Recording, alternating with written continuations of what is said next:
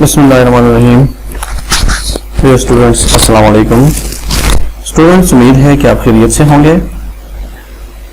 आज हम लिमिटिंग और नॉन लिमिटिंग रिएक्टेंट की बात करेंगे, जो कि फर्स्ट ईयर केमिस्ट्री का टॉपिक है।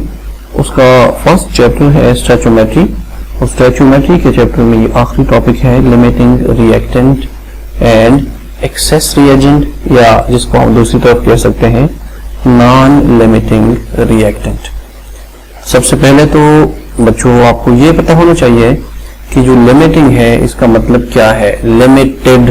लिमिटेड से निकला है, मतलब ये किसी चीज को लिमिट करना, ये क्या करता होता है, ये महदूद है। क्या है?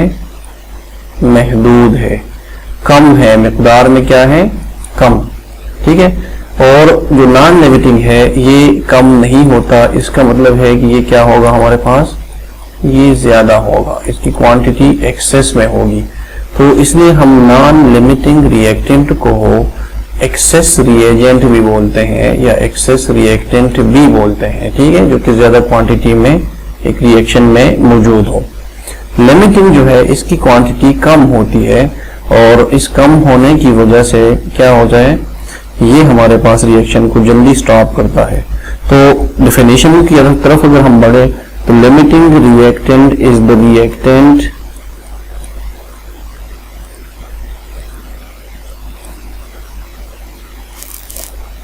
which is consumed first,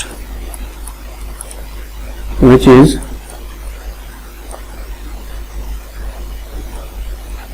consumed first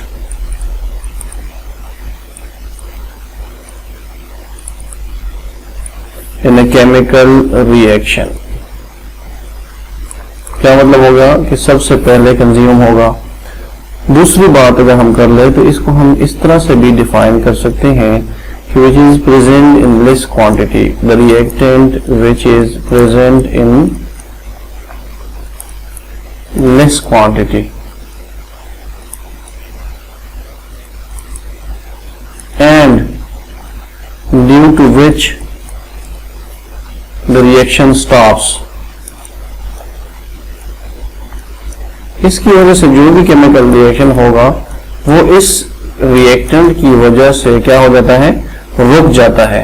it means अगर हम इसको ये भी कहें कि it limits the amount of products, it limits the amount of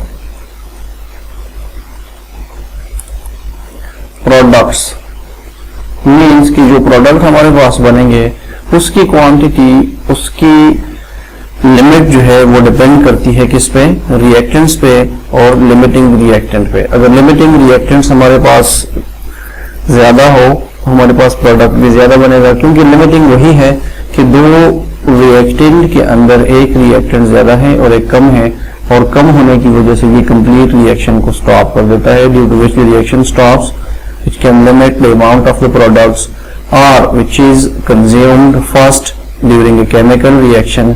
So such type of reactants will be called as limiting reactants। ठीक हो गया। दूसरी तरफ the amount of reactant which is still present in the reaction that will be called as excess reagent। ये तो definitely एक reaction में अगर हमारे पास two reactants है, let's suppose हमारे पास reactant A है और reactant B है। ठीक है, और ये दोनों let's suppose C and D product बनाते हैं। Now the amount of this product C and D it completely depends upon the amount of A and the amount of B, दोनों पे डिपेंड करता है। लेट्स सपोज हमारे पास A की quantity let's suppose it is 10 moles और B हमारे पास 50 moles है या 40 मोल्स है, या कुछ भी आप कह सकते हैं। इसको एक जनरल एग्जांपल देता हूं, बाकी हम जब कैलकुलेशंस करते हैं तो इसमें क्वांटिटीज मुख्तलिफ आ सकती है। ये जनरल कॉमन सेंस के लिए कि हमारे पास एक 10 ml है 10 मोल्स, दूसरा है 50 मोल्स, इन दोनों में से कौन सा कंज्यूम फर्स्ट होगा? कॉमन सेंस तो यही कहता है कि हमारे पास जो 10 मोल्स है ये सबसे पहले कंज्यूम हो जाएगा। It will be consumed first. Why? Because the quantity of this A is less, इसकी क्वांटिटी कम है, और जो बी है हमारे पास उसकी क्वांटिटी क्या है, वो ज्यादा है, इसलिए ए जो है ये जल्दी खत्म हो जाएगा, और इस ए की वजह से हमारे पास जो प्रोडक्ट की क्वांटिटी है सी और डी की क्वांटिटी वो कम हो जाएगी। जितना बन सकता था वो बन गया, क्योंकि अभी रिएक्शन आगे नहीं जा सकता, ए खत्म हो गया, तो बी किसके साथ रिएक्शन करे ताकि प्रोडक्ट बना दे, तो कंप्लीट रिएक्शन जो है ये किसने स्टॉप कर दिया है, ये बी ने स्टॉप कर दिया, ए ने स्टॉप कर दिया है, और बी हमारे पास क्या बन गया, B is present in excess, और जो ए है हमारे पास ये क्या हो गया, ये लिमिटेड हो गया, या इसको हम लिमिटिंग भी कहेंगे, लिमिटिंग रिएक्टेंट या लिमिटेड रिएजेंट, ठीक होगा। ये हमारे पास एग्जांपल है कि जब भी आप किसी दो रिएक्शन में कोई भी टू आइटम्स को डिस्कस करते हैं, उसमें एक की क्वांटिटी जो कम होगी that will be termed as limiting reactant, ठीक होगा। नेक्स्ट हम चलते हैं इसकी आइडेंटिफिकेशन पे कि इसको हम आइडेंटिफाई कैसे करेंगे, ठीक है। सो आइडेंटिफिकेशन के लिए हमारे पास डिफरेंट स्टेप्स हैं। मैं पहले लिख देता हूं कि identification, how to identify, identification of limiting reactant. इसके लिए हमारे पास डिफरेंट स्टेप्स हैं जिसको हमने फॉलो करना है, और इससे हमें पता चलेगा कि ये रिएक्टेंट लिमिटिंग है या एक्सेस रिएजेंट है, ठीक है। First step is number of moles of products can be calculated from the given amount of reactants, ठीक है। तो मैं यहाँ पे लिख देता हूँ कि first of all number of moles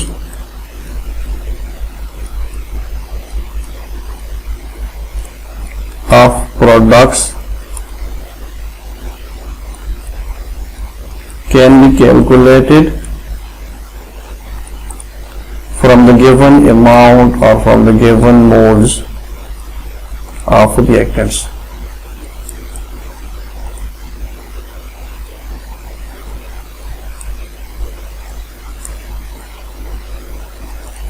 अच्छा, यहाँ पे एक मिस्टेक आपको बता दूं। मसला पता है क्या है, हमारे पास जो स्टूडेंट्स है वो ये समझते हैं कि लेट्स सपोज, जो मैंने पहले आपको एग्जांपल दे दिया, मैंने आपको बता भी दिया सर कि हमारे पास डायरेक्ट हम नंबर ऑफ मोल्स को नहीं लेते कि ये प्रोडक्ट हम लिमिटिंग है या एक्सेस रिएजेंट है। फॉर एग्जांपल मैं दोबारा वही ऊपर वाला एग्जांपल रिपीट करता हूँ कि 10 मोल हमारे इसके मौजूद है और हमारे पास 40 मोल इसके मौजूद है। Now the amount of product that depends upon the amount of reactants A and B, you have to find out what, ये नहीं बताएंगे कि ये कम है तो ये लिमिटिंग हो गया, नो, इस तरह नहीं होता, ठीक है। ये जो है ये ज्यादा है तो ये एक्सेस रिएजेंट है, ऐसे भी नहीं होता, ठीक है। हमने क्या करना है, हमने 10 मोल्स के A, the moles of A, how much moles can be provided by A, कि सी के हमारे पास कितने मोल्स बनेंगे। सिमिलरली अगर हमसे डी मांगा गया तो हम डी की कैलकुलेशन कर लेंगे कि डी की अमाउंट अगर 10 मोल्स ए कंज्यूम हो जाए तो कितनी अमाउंट बनाएगा। सिमिलरली हम बी से भी मालूम कर लेंगे कि if 40 moles of B is consumed then how many moles of B will be formed. Let's suppose मैं वैसे ही एग्जांपल दे दूं कि हमारे पास ये let's suppose बन जाता है 20 मोल्स जब हम A को कंसीडर करें, और हमारे पास ये बन जाता है 25 moles in case of B। अब B ने आपको 25 मोल प्रोवाइड किया, मतलब ज्यादा प्रोडक्ट प्रोवाइड किया, A ने क्या किया, कम प्रोडक्ट प्रोवाइड किया। जब ए कम प्रोडक्ट प्रोवाइड करता है it means A is limiting reactant, क्योंकि ये खत्म हो जाता है और आगे नंबर ऑफ मोल्स प्रोवाइड नहीं कर सकता, तो इसलिए इसको हम लिमिटिंग रिएक्टेंट कहेंगे। तो ये स्टूडेंट्स अक्सर गलती करते हैं कि हमारे पास जो डायरेक्ट नंबर ऑफ मोल्स होते हैं उसको ये कंसीडर कर लेते हैं, और उसको कंसीडर करके यही समझ लेते हैं कि ये हमारे पास कम क्वांटिटी में है तो ये लिमिटिंग होगा, ये ज्यादा क्वांटिटी में है तो ये क्या होगा, एक्सेस। नहीं, आपने इन दोनों के through number of moles of products find out करने हैं, जो सबसे कम मोल्स ऑफ प्रोडक्ट प्रोवाइड करेगा वो आपका लिमिटिंग रिएक्टेंट होगा, ठीक है। इसी तरह के जो 3 स्टेप्स में मिली चीज होगी, मैंने आपको 3 एग्जाम्पल के थ्रू मैंने समझा दिया अब आपको, लेकिन 3 स्टेप्स होते हैं। First of all moles of products can be calculated from the given moles of reactants. Number 2 हमारे पास जो है मोल्स ऑफ प्रोडक्ट्स जब आप कैलकुलेट करते हैं, लेकिन उस कैलकुलेशन के लिए हमें किस चीज की जरूरत होती है, बैलेंस्ड केमिकल इक्वेशन की। ये ख्याल लाजमी रखना है, balanced chemical equation is must. आप जब भी कैलकुलेशंस करते हैं तो उसमें क्या करना पड़ेगा, इक्वेशन को बैलेंस करना पड़ेगा, अदरवाइज आपकी कैलकुलेशन क्या आ जाएगी, ये गलत आ जाएगी और आपका आंसर भी गलत आ जाएगा। ठीक है, थर्ड स्टेप मैं ये बता देता हूँ आपको कि मैंने आपको यही क्लियर कर दिया कि जो भी कम अमाउंट ऑफ प्रोडक्ट प्रोवाइड करेगा वही आपका लिमिटिंग रिएक्टेंट है। So first of all number of moles of products can be find out by using the moles of reactants. The moles of reactants that will be in balanced chemical equation. Balance जब तक ना हो तो फिर आपका आगे process ठीक नहीं होगा। और जो कम अमाउंट प्रोवाइड करेगा, less amount of product is provided, the reactant which provide less amount of product, वही रिएक्टेंट हमारे पास क्या होगा, सॉरी इसको मैं लिमिटिंग रिएक्टेंट होगा।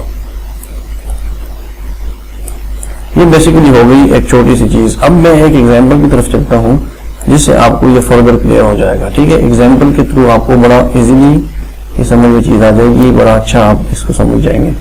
लेट्स सपोज हमारे पास एक रिएक्शन है जिसमें 2 mole of H2 it reacts with 1 mole of oxygen and it forms 2 moles of water। ठीक है, अब हमारे पास 2 मोल्स ऑफ हाइड्रोजन है। कितने मोल्स हैं, 2 moles of hydrogen is equal to, it means is equal to, मैं इसलिए लिख रहा हूं कि it provides 2 moles of water. ऐसे ही है। अब 1 मोल ऑफ ऑक्सीजन क्या प्रोवाइड करता है, 2 मोल ऑफ वाटर। और यहाँ पे हाइड्रोजन के हमारे पास जो थे 2 मोल्स थे, हाइड्रोजन ऑक्सीजन के हमारे पास कितने हैं, 1 मोल है। ठीक हो गया। अब अगर हम इस डायरेक्ट रिएक्शन को देख ले कि इन दोनों में से लिमिटिंग कौन होगा, ये जनरल सा एग्जांपल है। ठीक है, अगर इन रिएक्शंस के अंदर कौन हमारे पास लिमिटिंग होगा, तो डायरेक्टली तो हम ये कह सकते हैं कि ये 1 मोल ऑक्सीजन है और ये हमें कितना प्रोवाइड करता है, ये 2 मोल्स प्रोवाइड करता है। अगर हमारे पास 2 मोल्स हाइड्रोजन हो तो ये कितना प्रोवाइड करेगा, 2 मोल्स। इट मींस कि ऑक्सीजन जो है ये एक्सेसिव अमाउंट में है। एक इसका 1 मोल आपको 2 मोल वाटर प्रोवाइड करता है, लेकिन वाटर हाइड्रोजन के 2 मोल्स इसके 2 मोल ही प्रोवाइड करता है। इट मींस अगर 1 मोल हाइड्रोजन लेंगे तो वो कितना प्रोवाइड करेगा, वो 1 मोल वाटर प्रोवाइड करेगा। सो मैं यहाँ पे लिख लेता हूँ कि if 1 mole of hydrogen is taken into consideration then 1 mole of hydrogen is equal to 1 mole of water. अब यहीं पे फर्क आ गया हमारे पास। ठीक है, फर्क क्या आ गया, एक ऑक्सीजन का 1 मोल प्रोवाइड करता है 2 मोल्स ऑफ वाटर, दूसरी साइड पे हाइड्रोजन का 1 मोल ऑफ हाइड्रोजन जो है वो प्रोवाइड करता है 1 मोल ऑफ वाटर। इन दोनों में से अब लिमिटिंग कौन हो गया, डेफिनेटली हाइड्रोजन जो है इस रिएक्शन के मुताबिक लिमिटिंग कहलाएगा, क्योंकि ये क्या करता है कि लेस क्वांटिटी या less amount of product provide करता है इस केमिकल रिएक्शन के अंदर। ये एक जनरल सा रिएक्शन हो गया डायरेक्ट। अब अगर हम कोई एग्जांपल ले लें कि लेट्स सपोज हमारे पास कुछ क्वांटिटी है और उससे आप स्टोइचोमेट्रिक कैलकुलेशंस करना चाहे तो फिर लिमिटिंग आप कैसे फाइंड आउट करेंगे, उस पर हम चले जाते हैं। हमारे पास लेट्स सपोज कि अगेन यही रिएक्शन है कि 2 moles of hydrogen plus 1 mole of oxygen it provides 2 moles of water. अगर स्टेटमेंट के फॉर्म में आपको दिया गया है कि लेट्स सपोज 10 मोल हाइड्रोजन जो है it reacts with 7 moles of oxygen and they produce water. अभी आपने फाइंड आउट करना है कि which one of the reactant is limiting. एक के 10 मोल्स है, रिएक्शन के मुताबिक स्टेटमेंट के मुताबिक हाइड्रोजन के मोल्स कितने हैं, 10 moles of hydrogen and 7 moles of oxygen, इन दोनों के। अब इन दोनों में से कौन लिमिटिंग होगा, तो सबसे पहले according to the balanced chemical equation जो आपने लिखी है ऊपर, अकॉर्डिंग टू स्टोइकोमेट्रिक इक्वेशन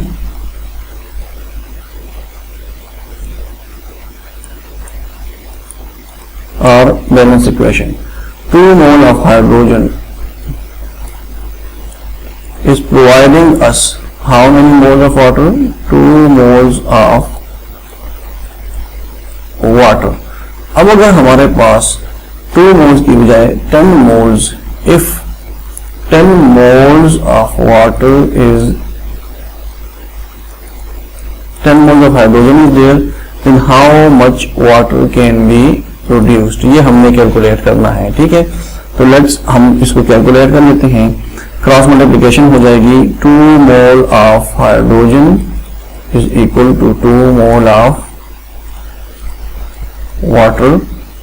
ठीक है, अब 10 moles of water, sorry 10 moles of hydrogen that will be equal to 2 and ये आ जाएगा इधर डिवाइड हो जाएगा 2 मल्टीप्लाइड बाय 10, ये हमारे पास क्या हो जाएगा 10 multiplied by 2 20, again divide by 2, तो हमारे पास कितना आ जाएगा 10 मोल्स ऑफ वाटर ये प्रोवाइड करेगा हमें।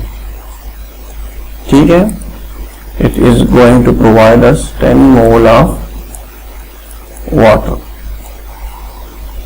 अब इसका मतलब है कि अगर हमारे पास 10 मोल हाइड्रोजन हो तो वो ही हमें 10 मोल ऑफ वाटर भी प्रोवाइड करेगा, वही सेम इक्वेशन में जो आपको ऊपर लिखा हुआ है। अब अगर हम आ जाए ऑक्सीजन की तरफ, according to the balanced chemical equation 1 mole of oxygen that is equal to 2 moles of water, मतलब कि 1 मोल अगर ऑक्सीजन यूज होगा तो ये कितने मोल्स वाटर प्रोवाइड करेंगे? 2 मोल्स वाटर प्रोवाइड करेंगे। अब if we are having 7 moles of oxygen, then how many moles will be provided? इसके लिए हमारे पास ये होगा कि 1 mole, again cross multiplication, 1 mole of oxygen is equal to 2 moles of water, so 7 moles of oxygen will be equal to 2 divided by 1 and multiplied by 7. It means 14 moles will be provided by this hydrogen, oxygen, when it is 7 moles. अब इन दोनों में से कौन limiting है? Limiting को देख लें। एक जो है हमारे पास 10 मोल ऑफ हाइड्रोजन था, दूसरा हमारे पास 7 मोल ऑक्सीजन था। 10 मोल हाइड्रोजन कितने मोल हाइड्रोजन प्रोवाइड करता है? 10 मोल ऑफ वाटर प्रोवाइड करता है, सॉरी।